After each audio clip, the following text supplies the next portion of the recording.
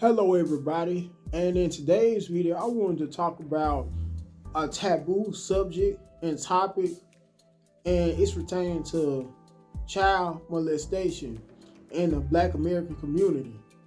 As a matter of fact, over 1 out of 6 men have said that they have been sexually abused and molested at one point, one particular time or point in their childhood, whereas 1 in 4 females have reported being sexually molested, grown adult females that is, at one point while they were children. And to add to that, 95% of cases that are usually reported to the police on behalf of both child molestation and sexual abuse are usually under 18 victims, pertaining to victims under the age of 18. With that being said, and whether you know it or not, every time you look in the news and you read about a teacher, a school teacher usually molesting a student or sexually abusing a student, it never fails. The student is usually always under 18. And it also, according to statistics and surveys, states that how the majority of the perpetrators of usually sexual crimes, sexual abuse, are usually women. But that never gets talked about due to the double standard in society. Whereas anytime men may get charged with sexual abuse, they're usually thrown under the bus, so to speak, right away and punished more severely as opposed to when women do it.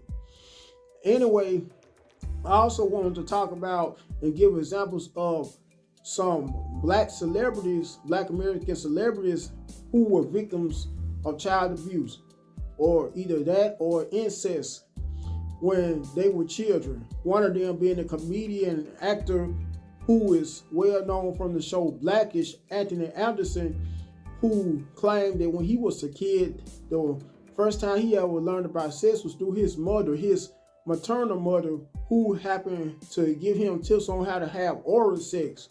I know it's hard to believe and pretty disturbing. Another Black American celebrity happens to be Tyler Perry, which kind of is no surprise, who said he was sexually abused when he was a kid. In addition, Oprah Winfrey was sexually abused, she claims, by a family member. I don't know, I think it was multiple family members, I'm not sure. It could have just been one specific family member. I could go on and on. Oh, and I also wanted to mention how, because this is pertaining to incest as well, both pedophilia and incest, you could say, in the same breath. The rapper Cameron, he happened to have sex, he claims, with his aunt. I don't know how that went about, and I don't know whether this may have been his actual aunt or may have been his aunt who happened to be married to his uncle, in other words, his aunt by marriage, or as we say down south, auntie. But he claimed in a rap song a long time ago, back in the 90s, how he had sex with his auntie. Maybe he was the first one to initiate the encounter, but then again, by him being, I'm assuming, a minor when it happened, this is just my speculation, chances are she probably was the first one to make the sexual advance towards him. Anyway, and without further ado, I'm going to show some clips courtesy of TikTok pertaining to child molestation in the Black American community, and which is once again such a taboo topic in our community. Before I end this video once for all, and after showing the clips, I want you to first and foremost, guys, and once again, like the video, share the video so the video can become more viral, comment on it, last but not least, subscribe to the channel. Until next time, I hope you guys have a very good and blessed Saturday. Goodbye. Really? really quickly, I just wanted to address this ignorant remark because I got time today, y'all. So, in regards to 10K, Dallas, whatever your name is, sweetheart, you are partially correct. At that age, I was a little bit fast. But however, the only reason why I was fast was because I was already molested by multiple men, and I was already raped by multiple men as well. So before you get on the internet making stupid comments, you should probably get the background of what already happened. Most girls who experience sex at a young age, it's not always based off of curiosity. A lot of times it's already because she's already been touched and she's already open. So her body already naturally has those urges.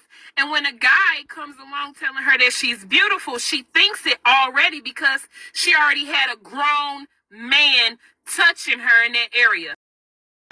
You don't have to name names. How old were you? I was 8 years old. And it was my birthday. And he said, I got a birthday present for you. And I said, okay. Then he pulled out a purple umbrella. And he said, you have to give me a kiss and then you can have the umbrella. So I gave him a kiss on the cheek. He said, oh, that's not good enough. He put his tongue in my mouth and he tongue kissed me. He took my virginity. He come home and in the middle of the night, I be in my bed. He pick me up and take me in his room, close the door. Sometimes he take me in the closet. Make me do all kind of stuff to him. That's all right. I don't want to talk about it. I don't want to talk about it. Tell me what you feel right now. I'm pissed. You pissed again? I'm pissed again. I need to go in the whacking room. Oh, you need to go in the whacking room? I need to go in the whacking room. Let's go. Give it sound. Yeah, give it sound. Give it sound. Oh my God. Yeah.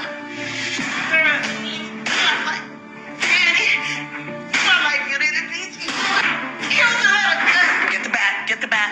Get the bat. Where you going? You need to walk? Okay, walk it out. Oh my God. Walk it out. Walk it Oh out. my God. Okay, come to the wall. Come to the wall. Come to the wall. It's right here. Bring it up. I told you I didn't want to talk about this. I told you I didn't want to talk about it. Do you want to live? Do you want to stop being bitter? He told my brother I lied. Yes. I didn't lie. Yeah, you didn't lie. I'm trying, y'all. I'm trying. Listen to me. Listen to me. Listen to me. Talk about this. My boyfriend didn't even know. A liar is gonna lie. You don't need anybody to validate your experience. He did it. You need to own it. No, he doesn't. It's 20 years ago, and you're still living in it. When are you gonna let it go? Give it sound. The sound of your violation. What does that sound like?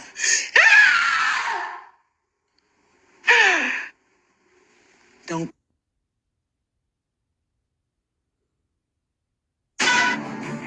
You put your...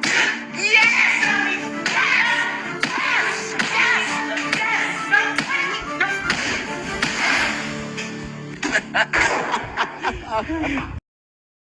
Don't talk about and don't even want to touch on, you know what I'm saying? As a 5-year-old child, I was being molested by my uncle, my mother's baby brother.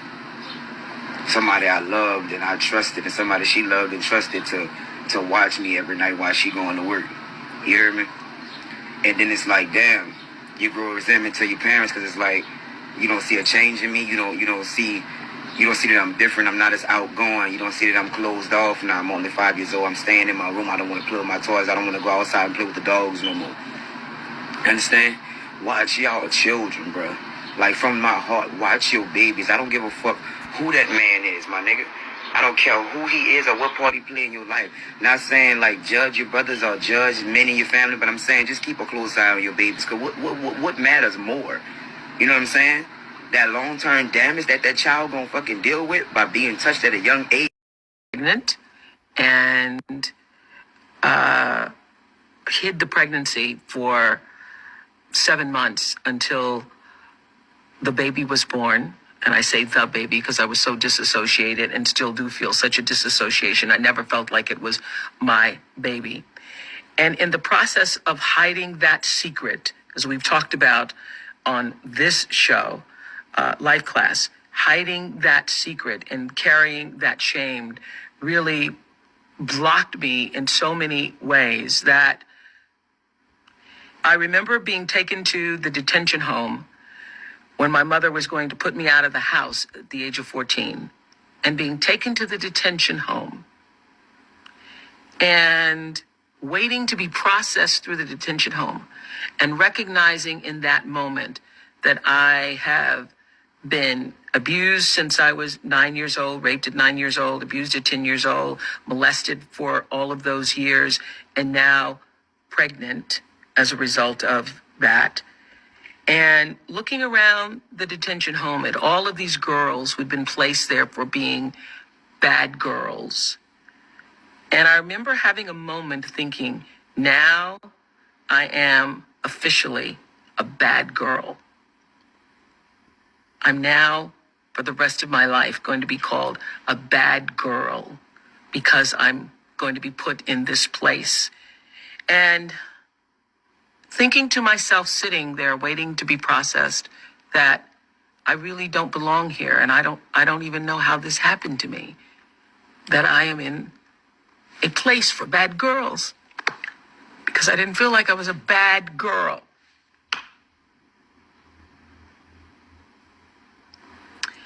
And as I sat there thinking, I don't belong in this place for bad girls because I'm not a bad girl, a woman comes out and says to myself and to my mother, I'm sorry, Miss Lee, but there's not enough room on our docket for your daughter.